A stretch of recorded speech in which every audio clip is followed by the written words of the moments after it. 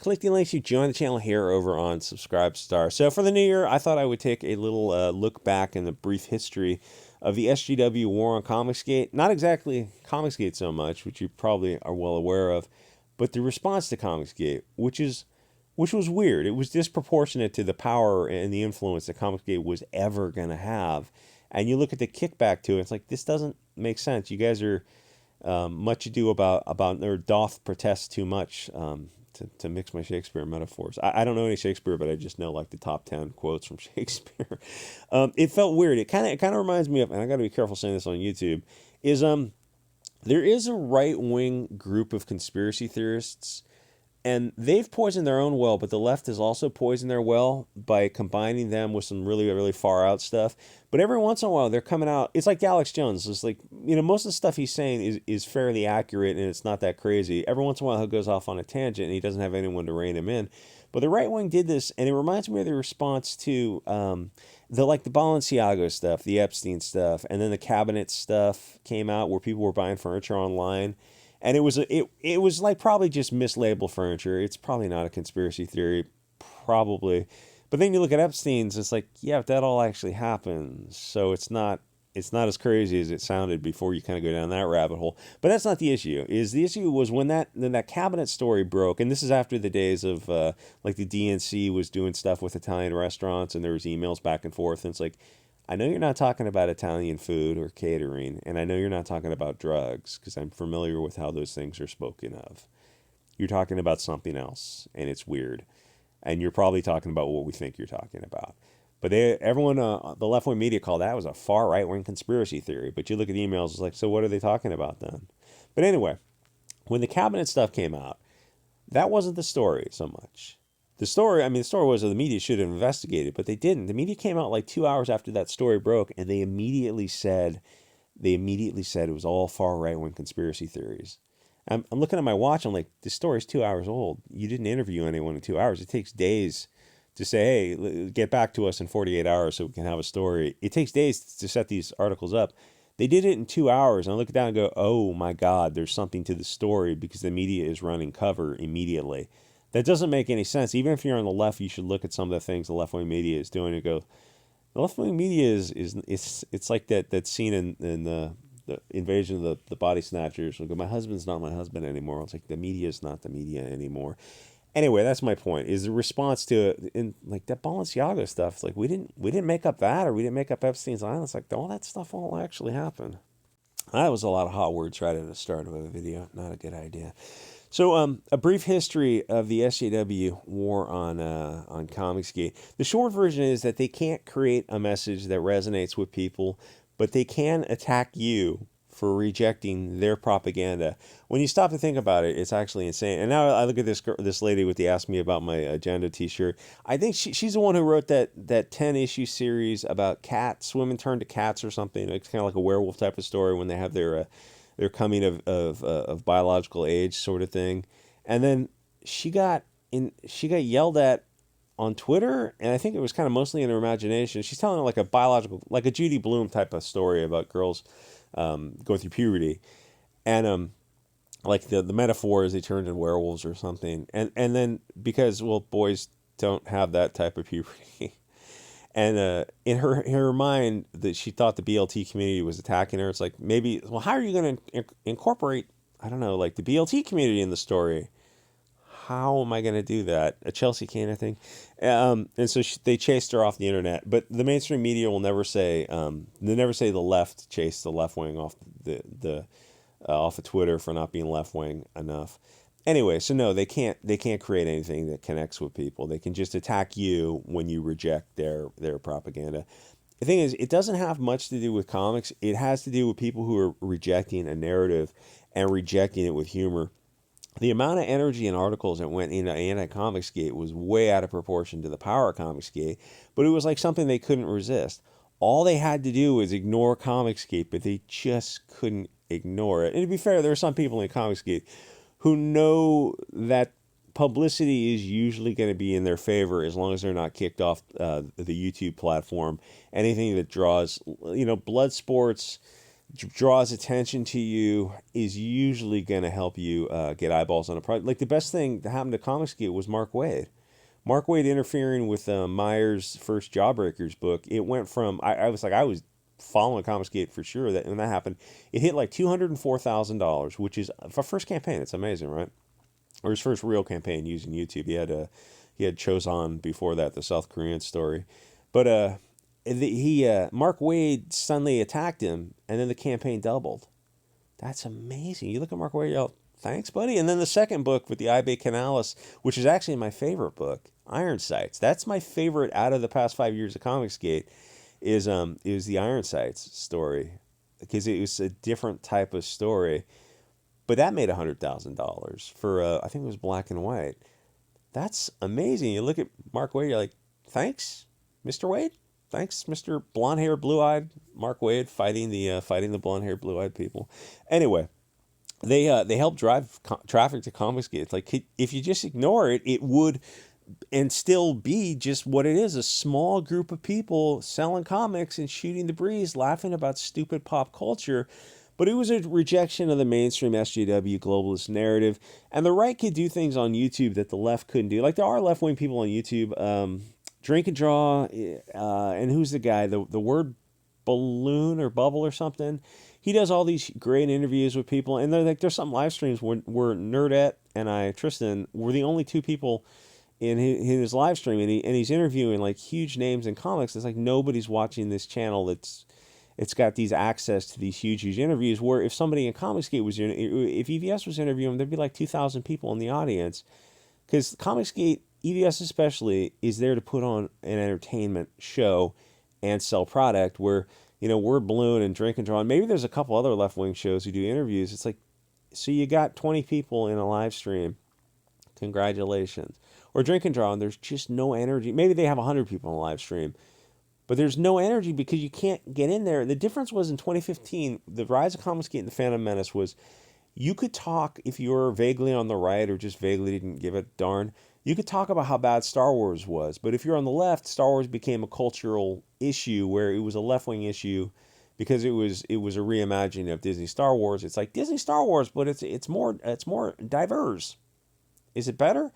No, it's actually worse, but you can't say that because it's not politically correct. So it became a left-wing versus right-wing issue where left-wing couldn't come out with a take. Like one of these left-wing live streaming panels they do with, I saw one with Mags Visaggio on it. They couldn't just come out and say, oh, God, Star Wars, what a horrible take was. And it's like, you would see the hairs on the back of their necks bristle up. And they were like, so you don't like diversity is what you're saying? Okay, Hugo Boss, bad take. Yikes, my guy, friendo. It's like, it just didn't feel. So you're saying Star Wars, it's like everything is so what you're saying. It's like, I'm familiar with Star Wars, the 77 to 83 Star Wars. That's Star Wars. And what this Disney Star Wars is this crap. My point is that if you're on the right in Comicsgate or Phantom Menace, you're free to talk about this cancery, cringy pop propaganda that the mainstream's putting out. And if you're on the left, you can't. You just can't talk about how. And the funny thing is, 7 years after I kind of noticed this whole cultural shift-ish, or with Disney Star Wars and Ghostbusters, is that the left-wing kids now on social media are finally coming out and going, yeah, those movies, they were bad, but the Chad Hugo Boss said they were bad also, but they didn't like them for the wrong reason, and we didn't like them for the right reason. But yes, in hindsight, yes, those movies were bad. It's like, okay, so it took you 7-8 years to come out and say that, where people in Comicsgate Phantom Menace were just saying that right off the bat because we didn't have to have that filter. It's like, why don't you guys just throw the filter away and just say what you believe? And instead of washing it through this politically correct matrix, it's like, the PC is not going to last forever. Anyway, so talking about social media on YouTube, it's like, it seems like such a recipe for success, but the left wing just can't do it because they can't reject the mainstream SJW globalist narrative. So Comicsgate was actually a tiny facet of the culture war. It's not even big enough to really be important on its own, but it's kind of fractal, I guess, because it reflects the larger argument of the globalist narrative. They had to destroy Comicsgate as well as Gamergate. That was some girls were making video games, but I guess they were prostituting themselves for good reviews. That's kind of what it boils down to. They were blowing guys to get good reviews on bad video games, and people mentioned that, and suddenly they were Chad Hugo Boss for saying what they admitted to having happened. They were using, okay. People pay money for video games. They want good video games. Anyway, so what they were doing is using the media to group, in a word association sense, anyone who rejects globalism with Hugo Boss. So it comes up in search engines. So when you search Comicsgate, Malin, EVS, Miller, whatever, it comes up literally with the words hate groups or Hugo Boss and far right, alt right, extremist groups. That was the goal of the articles, simply to combine people's names with these pejoratives, these attachment, this stochastic defamation, so they'll always be tainted in the mainstream. To write what seems like a balanced article is not as innocuous as it seems.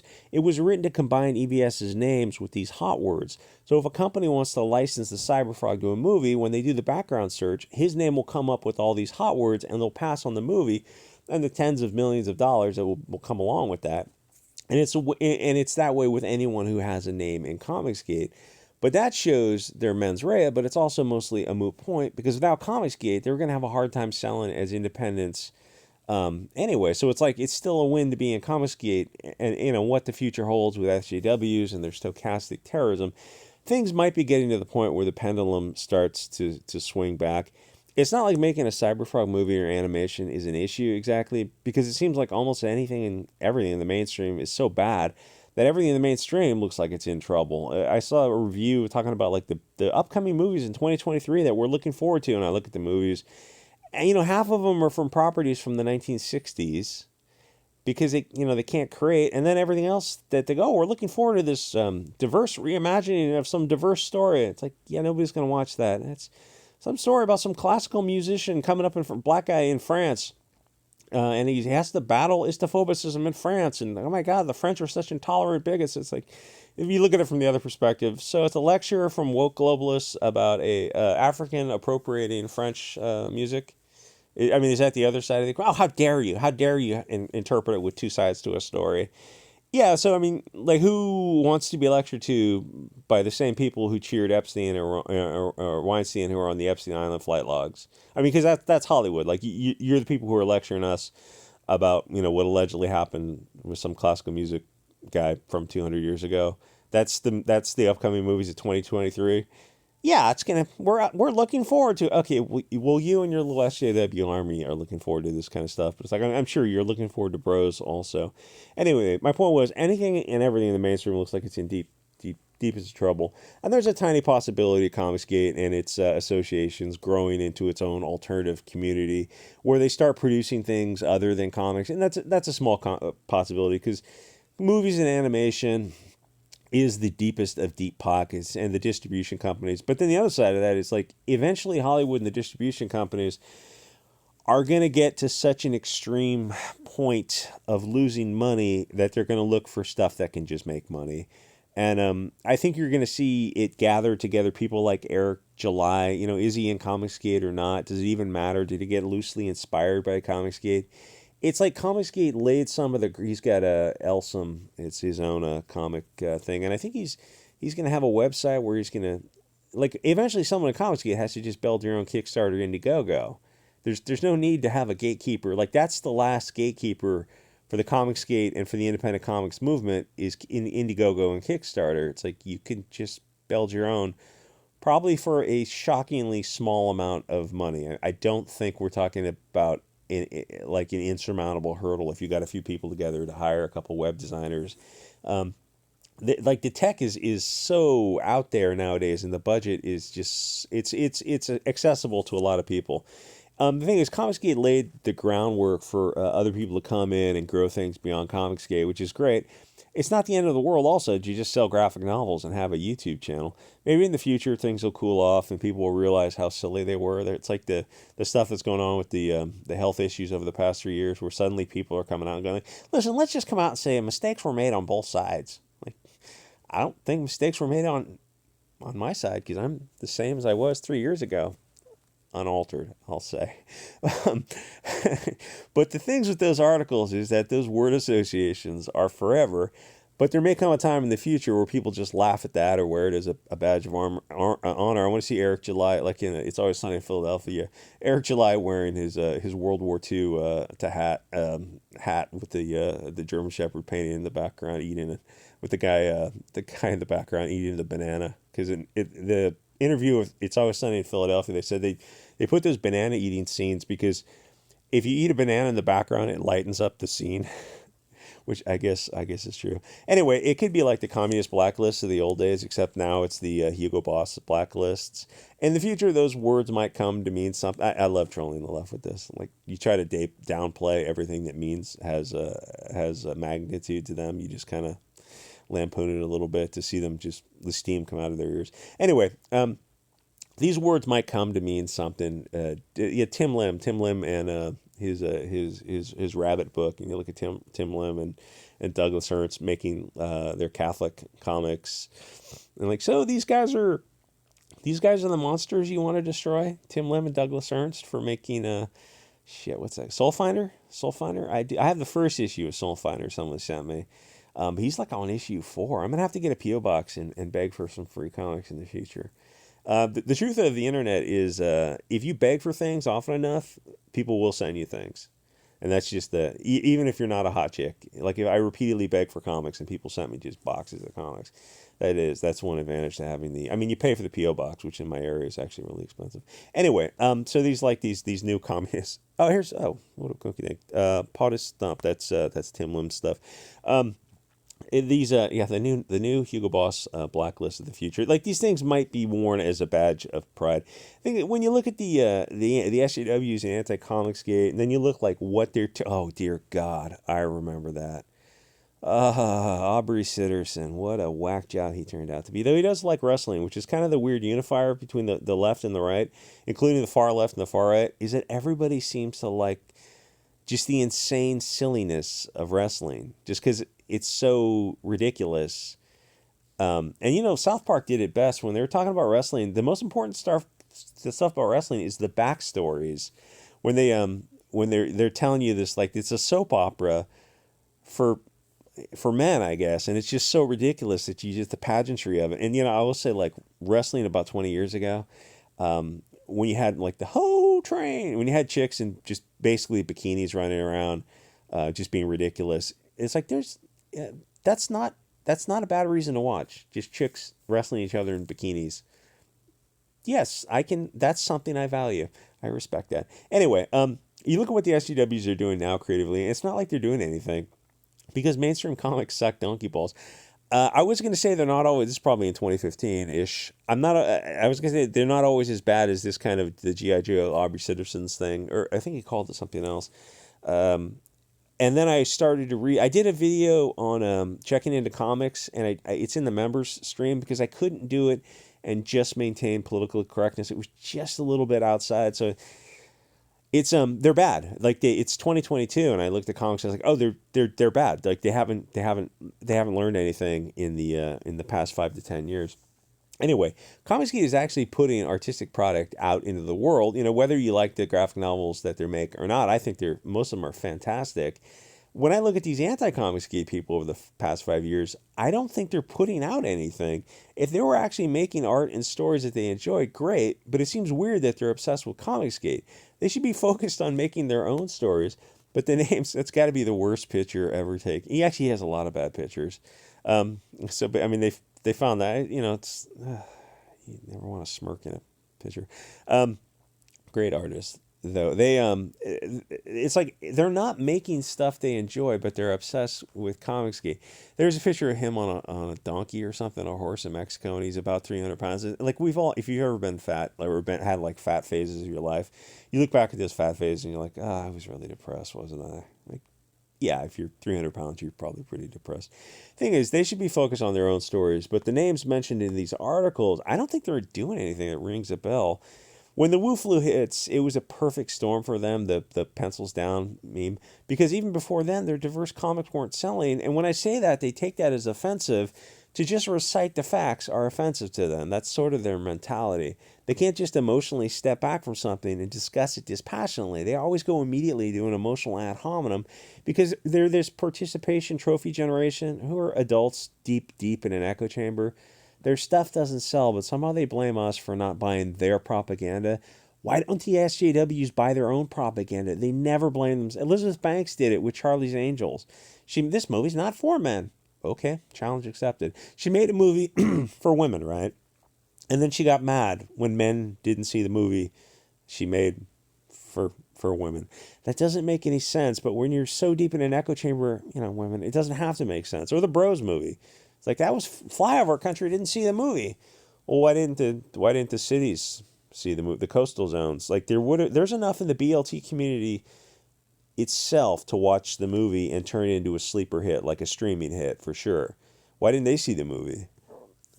Because they're all bigots. The BLT community is all Hugo Boss. That's why they didn't see my Bros movie. Okay. Anyway, so during the Wu flu, they were told to stop work immediately so the company could take a wee bit of a hiatus. I don't know if their comics have come back yet or not because Comicron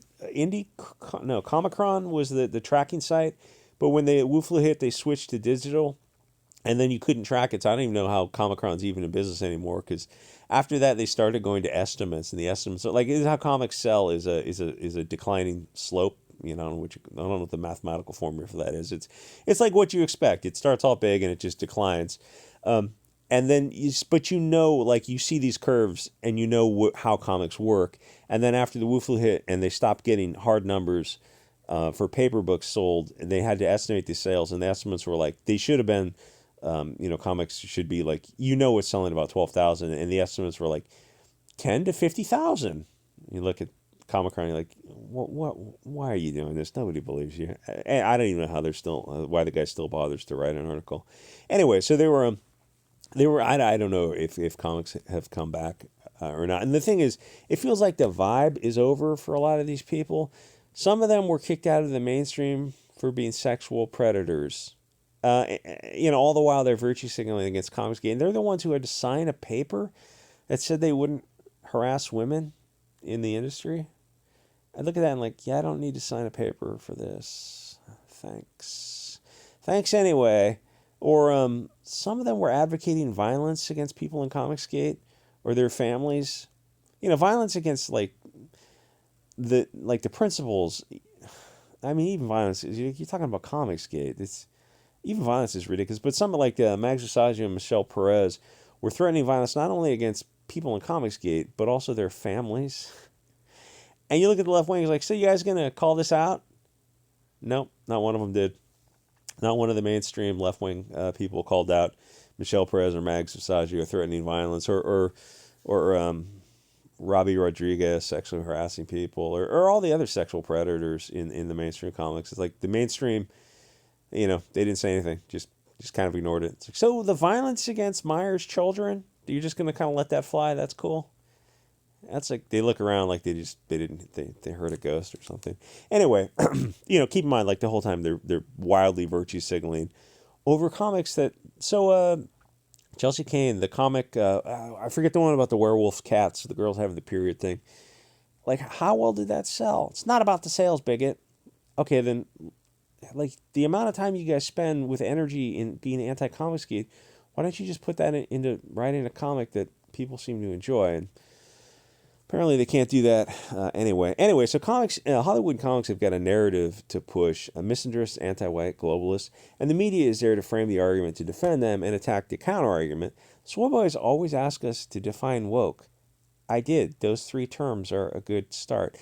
Think about where Hollywood and comics are. They're openly attacking the customers in the hopes of getting people to think that anyone who doesn't like globalist propaganda are Chad Hugo Boss, who are literally invading Poland.